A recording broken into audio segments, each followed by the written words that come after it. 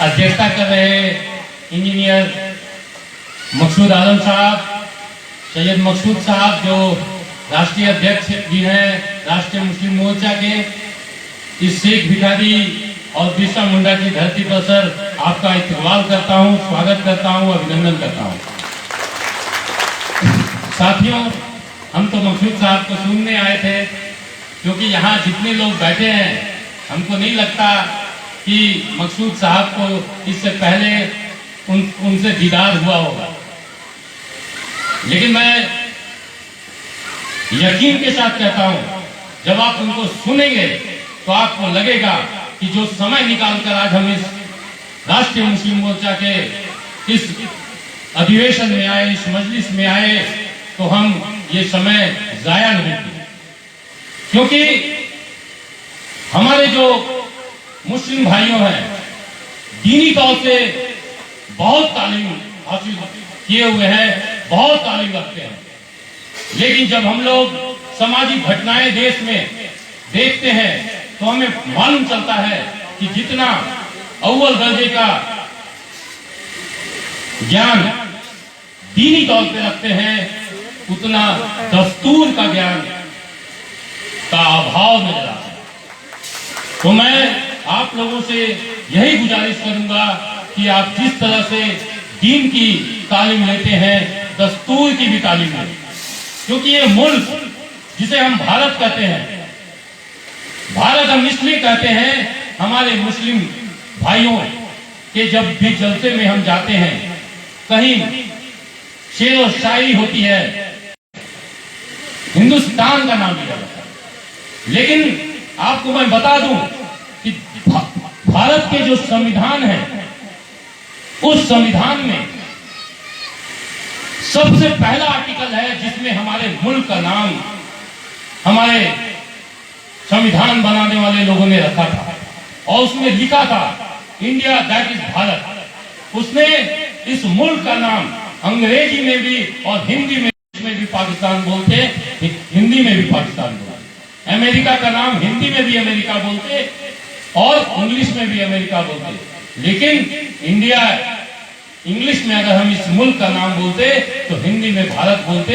ये एक यूनिक संविधान की पहली जो भारत की आइन है उसकी पहली आर्टिकल, पहला अनुच्छेद में देश का नाम है।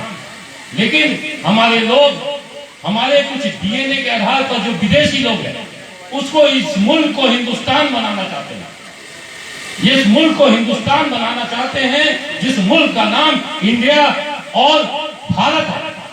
उसमें आप लोग उनका साथ सहयोग न दें, क्योंकि कि जिस हिंदू और हिंदुस्तान के नाम पर इस मुल्क को बनाना चाहते हैं उसकी आज हम चर्चा कर रहे हैं अल्पसंख्यकों की, धार्मिक अल्पसंख्यकों की। ये जो सिख, मुस्लिम, ईसाई, लिंगायत, बौद्ध, जैन, हम इनको क्यों एक मानते हैं? ये इंसान और इंसान को इंसान समझते हैं, लेकिन जिस हिंदुस्तान की बात हम करना चाहते हैं और जिसकी करते हैं वो हमको और आपको एक नहीं मानते। वो इंसान को मशावाद के सिद्धांत को नहीं मानते, वो ऊंच नीच, भेदभाव, छुआछूत की व्यवस्था को मानते हैं। इसलिए आज के इस मजलिस में आए तमाम हजरातों का मैं अभिनंदन और स्वागत करते हुए केवल एक ही गुजारिश करूंगा कि ये जो देश में अभी मैं साहब को बधाई भी देता हूं कि इन्होंने 25 जून को इस देश के 580 जिलों में राष्ट्रीय मुस्लिम मोर्चा के माध्यम से जो ज्ञापन दिया, उस ज्ञापन को पता नहीं हमारे साथियों के तक पहुंची है या नहीं। उसमें 9 घटनाओं का जिक्र है, चाहे वो मुरादाबाद की घटना हो, चाहे वो रायपुर की घटना हो, चाहे वो प्रतापगढ़ की घटना हो, चाहे वो अलीगढ़ की घटना हो। हम लोगों को लगता है कि ये घटनाएं हैं, हम मुस्लिमों के साथ कोई घटना घट जा रही है, ये षड्यंत्र के तहत किया जा रहा है और इसको हमारे मुस्लिम भाइयों को समझना चाहिए। इसी प्रकार के षड्यंत्र जिन लोगों ने मोहम्मद साहब को जीने नहीं दिया, जिन लोगों ने ईसा मसीह को जीने नहीं दिया, वही लोग जिनको हम यहूदी कहते हैं और जिनको हम इस देश में डीएनए के आधार पर विदेशी कहते हैं, इन लोगों ने ही षड्यंत्र करके हमारे अल्पसंख्यकों को कभी एससी को, कभी एसटी को, कभी ओबीसी को, और उसी तरह ये जो घटनाएं घटती है, अभी हमारी बहन इशारा कर रही थी कि बिल्किस बानो के साथ जो न्यायालय ने किया उसको किस तरह से पलटकर उनको सजा को माफ किया और उसको माला पहनाकर स्वागत किया। ये घटनाएं बताती है कि इस मुल्क में चलाने वाले लोगों की सोच कैसी है और वो क्या चाहते हैं। तो हम लोगों को जागरूक रहना होगा और उस दिन का इंतजार नहीं करना होगा जिस दिन कोकोदलो में घटना घटेगी, तब हम जागेंगे। इसलिए हम एससी, एसटी, ओबीसी और माइनॉरिटी के लोग डीएनए के आधार पर एक दूसरे का भाई हैं। संविधान की आइन में हमें धार्मिक उपासना की स्वतंत्रता देता है। आप इस्लाम को मानते हैं, कोई बौद्ध को मानता है, कोई जैन को मानता है, कोई ईसाई को, कोई हिंदू को मानता है, सबों की स्वतंत्रता है। और ये आइन हमको इस स्वतंत्रता देता है। ये हमारा यकीन है कि हम किस पे विश्वास करें, किस पे यकीन करें। तो ये हमारी संवैधानिक अधिकार भी है और दीने जो आदेश है रसूल पाक का कि मुसल्ले ईमान के लोग हो तो जुल्म के खिलाफ, जालिम के खिलाफ कुरान में 3 तरीके बताए गए हैं कि जालिम के खिलाफ जुल्म को रोकने के लिए क्या किया जाए। अगर तुम्हारे बाजुओं में ताकत है तो बाजुओं की ताकत से उस जालिम को रोको ताकि मजलूम पर वो जुल्म न कर सके। अगर बाजुओं में ताकत नहीं है तो जबान से उसका विरोध करो और उसको रोको, और उतना भी ताकत नहीं है तो मुंह बंद करके दुआ करो इस जालिम का नाश हो और जालिम हमारे मजलूमों पर जुल्म न करे। आज के इस विषय में रखा गया है, सबसे पहला विषय है एक जालिम का विकल्प दूसरा जालिम नहीं हो सकता। एक जालिम का विकल्प दूसरा जालिम नहीं हो सकता, अर्थात सभी मजलूमों के इत्तेहाद किए बगैर मुल्क और कौम की तरक्की मुमकिन नहीं है। तो इत्तेहाद कौन करेगा, तो कौन जालिम है और कौन मजलूम है, ये हम लोगों को जानना पड़ेगा। और आज मैं ज्यादा समय नहीं लेते हुए, चंद इशारा करते हुए, मैं आज अपने राष्ट्रीय अध्यक्ष राष्ट्रीय मुस्लिम मोर्चा इंजीनियर सैयद मसूद साहब को सुनने के लिए आए थे।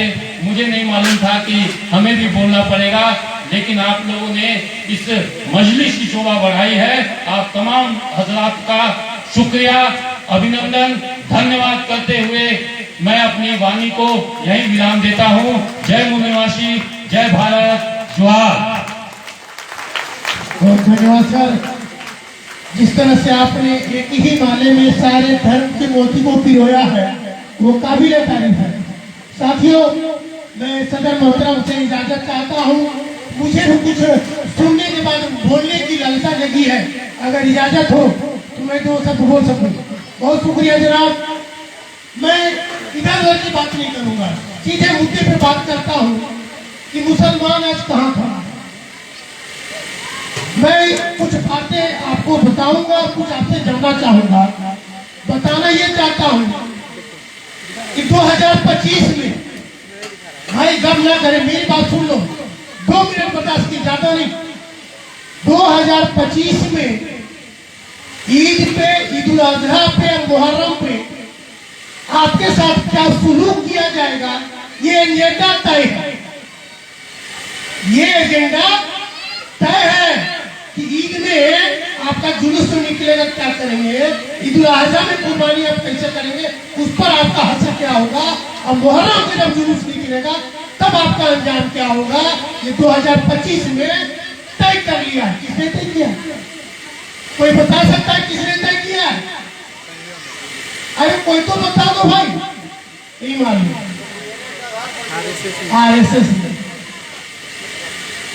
आरएसएस का एक 100 संगठन, एक तो नहीं, आपके खिलाफ, किसके खिलाफ?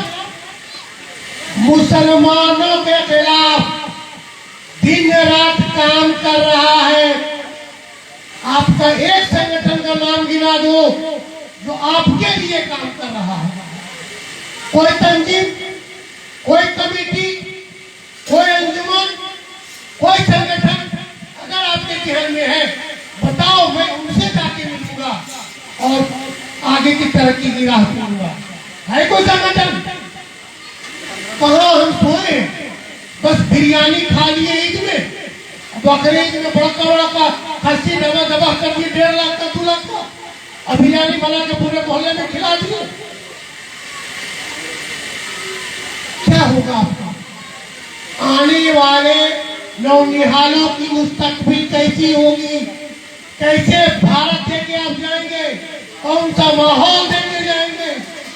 यही आजादी से पहले आपकी सरकारी नौकरी में, आजादी से पहले, आजादी के वक्त 33% भागीदारी थी। कितनी? 33%। ऐसा कुछ बता सकता कि आज कितनी है? 1.5%। अब आप देख लो आप कहां थे और कहां हो। और इसी सब फिक्र को लेकर के, इन्हीं सब परेशानियों को लेकर के राष्ट्रीय मुस्लिम मोर्चा आज आपके दरबार पहुंचा है। इस संगठन में जिसका मदर विंग है बामसेफ, ये SC ST OBC का ऑर्गेनाइजेशन है और माइनॉरिटी का। साथियों, जिस हथियार से, और 1 मिनट, जिस हथियार से RSS ने हमको मारने की कोशिश कर रहा है दिन रात। RSS का हथियार क्या है? SC ST OBC, मतलब हरिजन, आदिवासी, पिछड़ा, उसका हथियार है। और वो उसी हथियार से, वो खुद कभी सामने नहीं आता है, उसी हथियार से हमारे ऊपर वो हमला करता है। अब बामसेफ क्या कर रहा है? उसी SC ST OBC, आदिवासी, हरिजन और पिछड़ा को आपका ढाल बना करके उसके खिलाफ खड़ा कर दिया। अब यहाँ जो है लड़ाई किसमें है? उधर RSS में, इधर बामसेफ में है। RSS आपके ऊपर हमला कर रहा है, बामसेफ उसी हमलावर को आपके सामने मुसलमानों को ढाल बना करके खड़ा कर रहा है। अब हमारी जिम्मेवारी बनती है कि जहां हमें मारा जा रहा था, जिस हथियार का इस्तेमाल किया जा रहा था, उसी हथियार को बामसेफ मेरे ढाल में खड़ा किया है, तो मेरी जिम्मेवारी बनती है क्यों ना बामसेफ को दिल से लगा ले। क्या मेरे लिए सबसे सेफ प्लेटफॉर्म आज के दिन में बामसेफ है, और बामसेफ का राष्ट्रीय मुस्लिम मोर्चा एक ऑफशूट विंग है। और हम लोग इंशाअल्लाह वक्त की नजाकत को देखते हुए हम लोग सदर मोहतरम आली जनाब इंजीनियर सैयद मकसूद साहब को सुनने आए हैं। बहुत हिम्मत करके मैं 2 लफ्ज आपके सामने रखा हूँ। इसके बाद हमारे जो प्रदेश के प्रभारी एडवोकेट विजय प्रताप भारती, जो इस झारखंड 24 जिला में, मैं ताजुब करता हूँ इतनी शक्ति, इतनी एनर्जी, इतनी ऊर्जा इनको कहां से मिलती है। जब फोन करे सुबह 4 बजे भोर हाँ बोलिए, रात 11 बजे हाँ बोलिए, पता नहीं इतने डिसीजन ये लेते कैसे है। बामसेफ का प्रभारी है, इनको देखना भारत मुक्ति मोर्चा है, राष्ट्रीय मुस्लिम मोर्चा है, बहुजन क्रांति मोर्चा, आदिवासी एकता परिषद, पिछड़ा वर्ग मोर्चा है, बहुजन, मतलब सारी संगठनों को ये देखते हैं और इस तरह से प्रोग्राम भी करा लेते हैं। तो मैं सर से इस बात का बहुत आभार और धन्यवाद देता हूँ कि सर आप आए डेस्क पर, और हम लोगों को ये जो आपको आपके अंदर जो खूबी है हम लोग के साथ भी कुछ शेयर करें ताकि हम लोग कुछ सीख सके। इस पर हमारे प्रदेश प्रभारी एडवोकेट विजय प्रताप भारती साहब। धन्यवाद। राष्ट्रीय मुस्लिम मोर्चा के कार्यकारी प्रदेश अध्यक्ष मोहम्मद आलम जी, और आज इस अधिवेशन में शामिल मंचासी, नतीगढ़ और हैदराबाद से चलकर आए इंजीनियर सैयद मकसूद साहब, जो राष्ट्रीय मुस्लिम मोर्चा के राष्ट्रीय अध्यक्ष है, और आज इस अधिवेशन में बैठे हुए सभी साथियों को क्रांतिकारी जोहार, जय मूल निवासी। साथियों, राष्ट्रीय मुस्लिम मोर्चा यह बामसेफ का आफशूर संगठन है और बामसेफ 1978 से इस देश में कार्य कर रही है। लगभग 45 साल का समय गुजर गया और इस दौरान ये जो जानकारी है, जो जागृति है, वर्तमान में भारत के 32 राज्यों में 667 जिलों में 4000 तहसीलों में और 2.5 लाख से अधिक गांवों में यह काम कर रहा है। और इसके साथ ही दुनिया के लगभग 32 देशों में जो बामसेफ का नेटवर्क है, क्योंकि बामसेफ के इस देश के अंदर भारत के संविधान की वजह से जिनको पढ़ने लिखने का अवसर मिला, ऐसे बहुत सारे लोग भारत से निकलकर दुनिया में गए, अलग अलग देशों में हैं और वहां भी वो अच्छी नौकरी कर रहे हैं। तो हम लोगों ने उनको भी संपर्क किया कि आप भारत के हालात से निकलकर यहाँ तो आ गए हो, लेकिन आपके समाज के हालात बहुत बदतर हो रहे हैं और उसके लिए हम लड़ाई लड़ रहे हैं। तो वो लोग बोले आप लड़ाई को आगे बढ़ाइए, हम आपके साथ खड़े हैं और मदद करेंगे। वहां से भी मदद कर रहे हैं।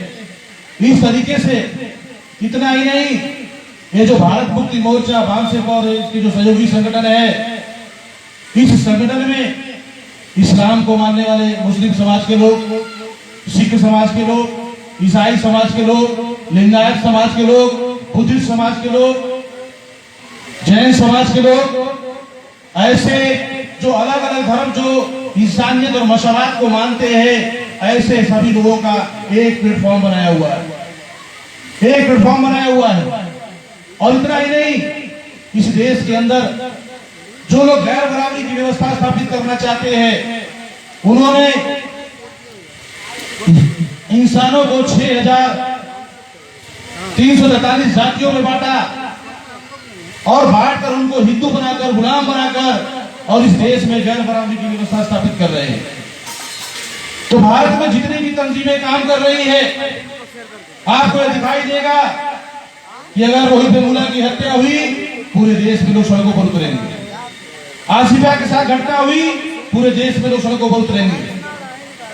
और नजीब के साथ घटना घटी, लोग पूरे देश में सड़कों पर उतरेंगे। लेकिन उस घटना के बाद फिर वो दिखाई नहीं देती, क्योंकि वो परिणाम बदल रहे हैं, वो समस्या बदल रहे हैं। लेकिन बामसेफ समस्या पे नहीं लड़ रहा है, परिणाम पे नहीं लड़ रहा है। ये करने का, ये जो घटनाएं घट रही है, उसका कारण कौन है, उस कारण को खत्म करने के लिए काम कर रहा है।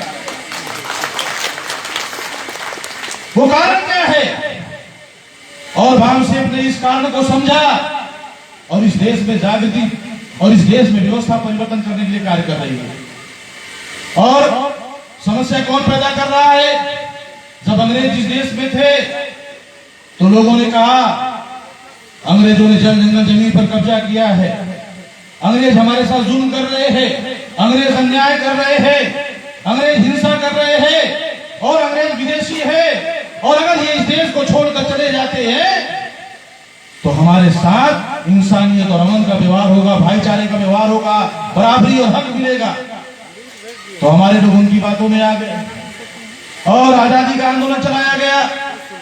अभी अंग्रेज चले गए, अभी देश में अंग्रेज है नहीं। अब समस्या कौन पैदा कर रहा है?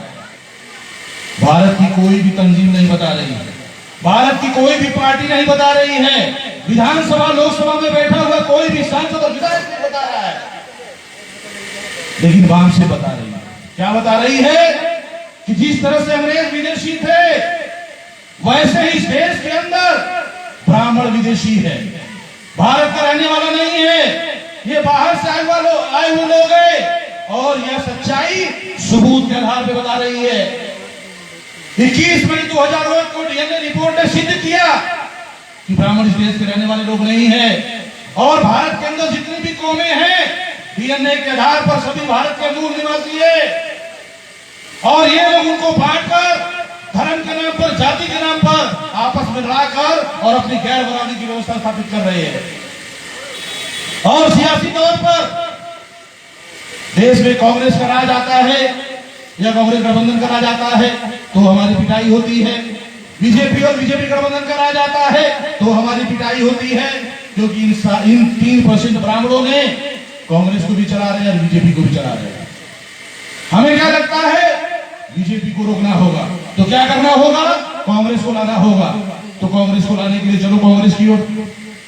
एससी एसटी ओबीसी को हिंदू बनाते हैं, वो हिंदू है नहीं। इस बात को जब माननीय श्याम साहब ने मोहन भागवत को चैलेंज किया कि मोहन भागवत सिद्ध करके बताए कि एससी एसटी ओबीसी हिंदू है, तो मोहन भागवत का स्टेटमेंट आया, क्या जवाब दिया, फिर बोला नहीं अभी हम सनातन धर्म को मानते हैं। यानी एक ही चैलेंज में उसकी भाषा बदल गई। तो मैं कहना चाहता हूं साथियों, ये कोई आम ताकत नहीं है। इस देश के अंदर जो गरीब और मजलूम है, जो पीड़ित लोग हैं, उन मजलूमों के अंदर इत्तेहाद कायम करने के लिए पूरे देश में ये सामाजिक तौर पर जो है ये अभियान चलाया जा रहा है। इस देश में हम व्यवस्था परिवर्तन करना चाहते हैं और व्यवस्था परिवर्तन यही, ये हमारी आजादी की लड़ाई है। हम इस मुल्क में आजाद नहीं है। बीजेपी ना आ जाए इसलिए डर कर कांग्रेस की ओर जाते हैं। कुरान में लिखा हुआ है, डर कर लिया गया फैसला सही नहीं होता, सही नहीं होता। कर रहा है 6 लाख गांवों तक ये सच बताने वाले लोग चाहिए, क्योंकि सच सब बोल नहीं सकता। सच बोलने के लिए जिगर चाहिए, कुर्बानी देने वाले लोग चाहिए, समय देने वाले लोग चाहिए। ऐसे लोग हम तलाश रहे हैं गांव गांव जाकर, जो इस देश में आजादी की जंग लड़ना चाहते हैं, क्योंकि इस देश में आने वाले समय में एक बड़ी लड़ाई होगी। आप चाहते हो तो भी आना पड़ेगा, नहीं चाहते हो तो भी आना पड़ेगा, क्योंकि इस देश में जो गैर बराबरी की व्यवस्था स्थापित करना चाहते हैं और जो इस देश में बराबरी, इंसानियत, अमन चाहते हैं, उनके बीच में संघर्ष होगा। तो ये जानकारी देना चाहते हैं हमारे। इसके साथियों, ये जो विषय लगाकर ये कार्यक्रम करना हमारा मकसद नहीं है। ये कार्यक्रम करना हमारा मकसद नहीं है। वाम से कर्मचारी लोगों का संगठन है, एससी एसटी ओबीसी और माइनॉरिटी के जो अधिकारी कर्मचारी है उनका संगठन है, और राष्ट्रीय स्तर पर संगठन है। अधिकारी कर्मचारी नौकरी करने के बावजूद जो उनको सैलरी मिलती है, उस सैलरी से पैसा अपनी बुद्धि, समय, श्रम और हुनर लगा रहे हैं और ये पूरे समाज को तैयार करने का काम कर रहे हैं। समाज को तैयार करना चाहते हैं, क्योंकि भारत के संविधान में लिखा हुआ है कि हम भारत के लोग समता, स्वतंत्रता, न्याय और बंधुत्व पर आधारित समाज व राष्ट्र का निर्माण करेंगे। उसके लिए न्यायपालिका है, कार्यपालिका है, विधायिका है और मीडिया है। क्या हो रहा है? कहीं पर भी हमारी आवाज नहीं उठाई जा रही है। डॉक्टर अंबेडकर ने संविधान देते समय एक बात कही थी कि किसी देश का संविधान कितना बढ़िया हो, बहुत अच्छा हो, लेकिन अगर उसको लागू करने वाले अच्छे ना हो तो वो संविधान में मायने नहीं रखता। और उन्होंने एक मौलिक बात कही थी कि जैसे ये शरीर होता है, शरीर के अंदर जान होती है, अगर जान निकल जाए तो केवल वो पुतला हो जाता है, उसका कोई मतलब नहीं होता। अगर उसी तरीके से ये जो देश के अंदर हम लोकतंत्र स्थापित कर रहे हैं संविधान में, तो ये संविधान में लोकतंत्र, संविधान के अनुसार लोकतंत्र तब प्रस्तावित होगा जब सभी सामाजिक समूहों को संख्या के अनुपात में हिस्सेदारी मिलेगा। अगर हिस्सेदारी मिलेगा तो ये लोकतंत्र रहेगा। लेकिन आज तथाकथित आजादी के 75 साल हो गए, लोकतंत्र अब लोकतंत्र नहीं है। लोकतंत्र भारत के ब्राह्मण तंत्र में रूपांतरित हो चुका है। इस वजह से हमारी एक भी समस्या का समाधान नहीं हो रहा। अगर हमारे साथ कोई अन्याय होता है, किसी महिला के साथ कोई दुराचार होता है, अगर वो महिला, वो व्यक्ति अगर थाने में रिपोर्ट दर्ज कराने के लिए जाता है, उसकी रिपोर्ट भी दर्ज नहीं होती। न्याय बहुत दूर की बात है। आप सोच सकते हो अगर हमारी एफआईआर भी दर्ज नहीं होती है तो न्याय कहां से मिलेगा? तो साथियों, ये जो हालात बने हुए हैं देश के अंदर, इस हालात को बदलना होगा और इस बदलने के लिए 6 लाख गांवों तक संगठन बनाना होगा। आने वाले 2030 तक टारगेट लेकर हम लोग काम कर रहे हैं। अभी हम लोग 2.5 लाख गांव तक ही पहुंचे हैं। जो ब्राह्मण, जो मोहन भागवत, जो आरएसएस के लोग बोलते थे मुसलमान विदेशी है, जब वामसिंह ने राष्ट्रीय मुस्लिम मोर्चा का तंजीम बनाकर पूरे देश में जागृति करना शुरू किया, तो मोहन भागवत बोलता है हमारा डीएनए मुसलमानों का डीएनए एक है। जब राष्ट्रीय आदिवासी एकता परिषद के माध्यम से आदिवासी बड़े पैमाने पर जुड़ रहे हैं, तो मोहन भागवत उनको कंफ्यूज करने के लिए बोल रहा है कि हम आदिवासी के वंशज है। और वो क्या कह रहा है कि 40,000 साल पहले के डीएनए की बात कर रहा है। अरे राखी गढ़ी हरियाणा में 5,000 साल पहले का नर कंकाल मिला, उसमें तुम्हारा डीएनए नहीं है, तो 40,000 साल दूर की बहुत दूर किया, तुम थे ही नहीं यहाँ पे। तो वो इस देश के रहने वाले लोग नहीं है। अब जो इस देश के रहने वाले लोग नहीं हैं, उनसे आप उम्मीद करोगे कि ये न्याय करेंगे, ये इंसानियत को स्थापित करेंगे, होने वाला नहीं है, क्योंकि वो इस देश के रहने वाले ही नहीं है। तो इस देश को बेच रहे हैं, वो बेच रहे हैं, जल जंगल जमीन बेच रहे हैं, इस देश की सारी व्यवस्था बेच रहे हैं और सारी कंपनियां बेच रहे हैं। यहाँ तक कि जो सेना है, सेना में गोला बारूद बनाने का भी एजेंसी इजराइल के लोगों को देता है। कितनी खतरनाक बात है। तो साथियों, इस देश के ऊपर जो खतरा मंडरा रहा है, इस देश के अंदर वामसिक की एकमात्र तंजीम है, ये बात उनको मालूम है। जब मोहन भागवत ने ऐसे हम सभाएं लेते थे, हरियाणा में कार्यक्रम करना चाह रहे थे डीएनए कॉन्फ्रेंस, तो मोहन भागवत ने सरकार का प्रेशर लगाकर हमारा हॉल कैंसिल करवाया। हमारे लोगों ने दूसरा हॉल किया, वहां भी कैंसिल करवाया। तो भवन मेश्राम साहब ने कहा कि मोहन भागवत, तुम हमको बोलने देना नहीं चाहते हो, हम अपने समाज को जगाना चाहते हैं, जगाने देना नहीं चाहते, हम केवल बोलने और जागृति करने काम कर रहे हैं, वो करने देना नहीं चाहते हो, हम तुम्हारे आरएसएस हेडक्वार्टर पर आकर बोले, देखते तुम्हारी कितनी औकात है, तुम हमें रोको। तो हम लोगों ने पूरे देश से 1 लाख लोगों को इकट्ठा करने का तैयारी शुरू किया। जब हम लोगों ने पूरे देश में तैयारी शुरू किया, तो लाई और पुलिस विभाग के लोगों ने हमारे लोगों को जाकर पूछना शुरू किया, कैसे जा रहे हो, ट्रेन से जा रहे हो, बस से जा रहे हो, अपने साधन से जा रहे हो। तो हमारे समाज के लोग गरीब और मजलूम हैं, उनके पास ट्रेन सबसे सस्ता साधन पड़ता है। तो हमारे लोगों ने उनको जवाब दे दिया, क्योंकि हमारे लोग ईमानदार लोग हैं। तो ये नरेंद्र मोदी प्रधानमंत्री हेडक्वार्टर को पता चला ये ट्रेन से जाने वाले लोग हैं, तो उन्होंने पूरे ऑल इंडिया से नागपुर जाने वाली 45 ट्रेनें रद्द कर दी। 45 ट्रेनें रद्द कर दी, क्योंकि उनकी सरकार है, उनके नियंत्रण में है, रद्द कर दिया।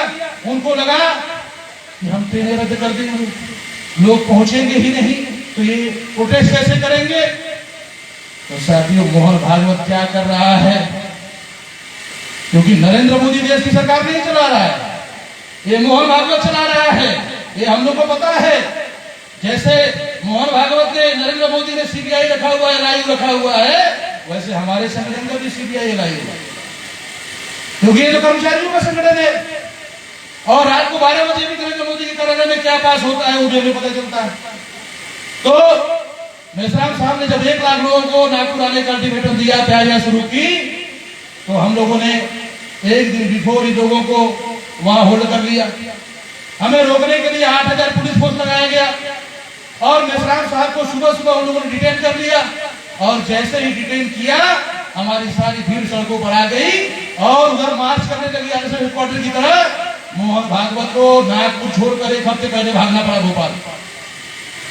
फडणवीस मुख्यमंत्री था, उसने आरएसएस हेडक्वार्टर में फोन किया, अरे लॉक मारो, ताला लगाओ और वहां से निकल जाओ, ये लाखों लोग आए हुए हैं। कौन लोग? ये मूल निवासी लोग आए हुए हैं। हेडक्वार्टर बंद कर दिया। 8,000 पुलिस फोर्स लगाने के बावजूद भी हमें रोक नहीं पाई। क्यों नहीं रोक पाई? क्योंकि हम कोई भी आंदोलन चलाते हैं, संविधान के दायरे में रहकर चलाते हैं। भारत के संविधान में ऐसे बहुत सारे प्रोविजन है, आपको आंदोलन चलाने का अधिकार है, अपनी बात रखने का अधिकार है, संगठन चलाने का अधिकार है, और उस अधिकार के आधार पर हम आंदोलन चलाते हैं। इसलिए जो पुलिस हमको डराने का काम करती है, उस पुलिस के तंत्र को हमने सूचना दिया, हम ककोदर में कार्यक्रम कर रहे हैं राष्ट्रीय मुस्लिम मोर्चा का, और सूचना दिया, वही पुलिस आपकी सुरक्षा में आएगी नहीं है।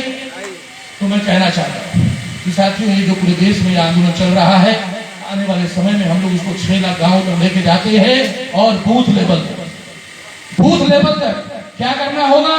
अनुसूचित जाति का व्यक्ति, अनुसूचित जनजाति आदिवासी का व्यक्ति, ओबीसी का व्यक्ति, माइनॉरिटी का व्यक्ति, महिलाएं, ये सारे सामाजिक समूह जो है उनका हमें संगठन बनाना होगा। अगर हम बूथ लेवल तक अगर संगठन बनाने का काम करते हैं, तो इस देश के हालात में बदलाव आएगा। इसलिए साथियों, ये जो व्यवस्था परिवर्तन की लड़ाई है, इस लड़ाई को आगे बढ़ाने के लिए आप लोग अपना बुद्धि पैसा, समय, श्रम और हुनर ये समाज को लगाना होगा। और एक अंतिम बात कहना चाहता हूं कि हम लोग मोहम्मद साहब की बातें करते हैं, बुद्ध की बातें करते हैं, महावीर स्वामी की बातें करते हैं कि परिवर्तन हमें ऐसा चाहिए जैसा मोहम्मद साहब ने किया। लेकिन मोहम्मद साहब ने जो कुर्बानी दी, क्या वो कुर्बानी आप देने के लिए तैयार हो? अगर आप वैसी कुर्बानी देने के लिए तैयार हो जाते हैं, निश्चित ही बदलाव आएगा, निश्चित ही आएगा। इसलिए साथियों, हम लोग को ये काम करना होगा। इसके सिवा हम लोग के पास कोई दूसरा रास्ता नहीं है। और इस देश के अंदर जो आरएसएस वादी और जो गैर बराबरी की व्यवस्था है, वो जो इस देश के अंदर प्रस्थापित करना चाहते हैं, वो इस देश के रहने वाले लोग नहीं है, हमारे लोगों ने अंग्रेजों को इस देश में सबक सिखाया। कौन? विदेशी थे। वैसे इस देश के अंदर ब्राह्मण भी विदेशी है। न्यायपालिका पर कब्जा किया हुआ है, कार्यपालिका पर कब्जा किया हुआ है, विधायिका पर कब्जा किया हुआ है, मीडिया पर कब्जा किया हुआ है और कब्जा कर कर हमारे साथ अन्याय कर रहे हैं, हमारा जंगल जमीन छीन रहे हैं। तो हम मांग रहे हैं, क्या मांग रहे हैं? हमें नौकरी दो, हमें रोजगार दो, हमें हिस्सा दो। हम मांग क्यों रहे हैं? क्योंकि हमने सामाजिक संगठन नहीं बनाया, हमने सामाजिक संगठन नहीं बनाया। और मांगने वाला कौन होता है? जिसका कोई सामाजिक संगठन नहीं होता। इसलिए हमको सामाजिक तौर पर इकट्ठा होना होगा। और अगर हम सामाजिक तौर पर इकट्ठा हो जाते हैं, तो जो हम आज मांगने काम कर रहे हैं, कल देने वाला बन सकते हैं, कल देने वाला बन सकते हैं। तो इसलिए ये सामाजिक संगठन, ये जो मूल निवासी लोगों का आप लोग बनाने के लिए काम करेंगे। और सैयद मकसूद साहब जो अपनी बातें रखेंगे, और सैयद मकसूद साहब का हाथों को आप लोग संगठन को पूरे देश में मजबूत करेंगे।